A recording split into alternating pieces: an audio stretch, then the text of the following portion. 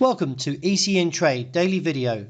Before we begin, it should be noted that any advice is of a general nature only and that your personal circumstances have not been taken into consideration. Hello everyone, my name is Rob Clayton and thank you for joining me. Well, overnight it was again very volatile with the Australian dollar attempting to recover from the base around 71.1530. It did manage to get up to the highs around 72.25 but then returned quite aggressively to the downside and now finding the support again at 71.1530. In light of the pattern though, I feel the market is slowly establishing a potential base, and that is from around 71.1530 and may eventually look back towards the top side and looking back to around 72.5 as a potential objective in the short term for the bulls.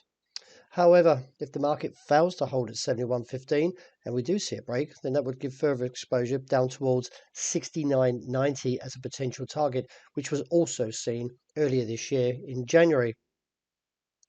The euro still portraying a heavy bearish pattern, and that is the fact is this monthly move has now taken on the challenge lower, and now I'm looking to the objective, which is around 106.1525. In light of the pattern, if we fail to hold there, then I feel the market is destined to 105 and then re-establish in terms of whether the market can recover, or are we actually looking lower? The dollar index continues to hold its bullish pattern as it heads closer towards that 102, 103 objective.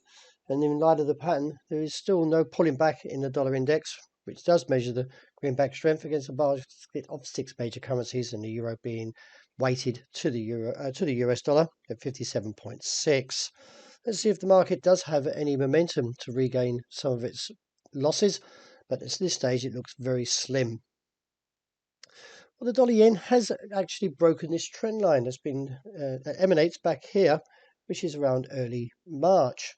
In light of the pattern, they're not the best of coverage to the break to support a very significant downturn. However, the market has managed to close underneath that 127.60 area, and therefore gives an immediate target in the short term for today's session around the lows of 126.40. And that is, if we get there, we have to reassess, because the market isn't actually displaying any strong fall from the break of a trend as one would expect. But nevertheless, let's see how the market plays into today and see if we do get further weakness.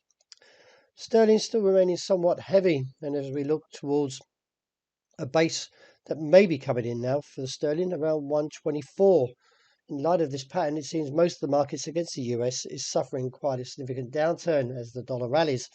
So in the light of the current pattern, the market is still lacking momentum.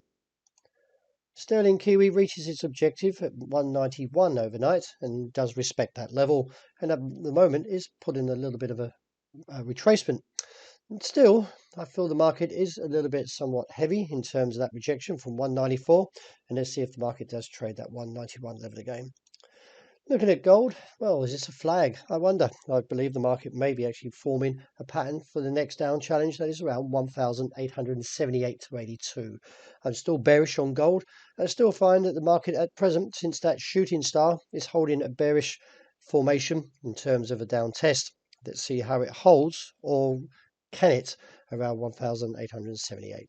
And finishing up with oil, the market still respecting this level around 97.5. Still, the market is attempting for oil to recover, but I feel the lack of momentum may actually see another down test.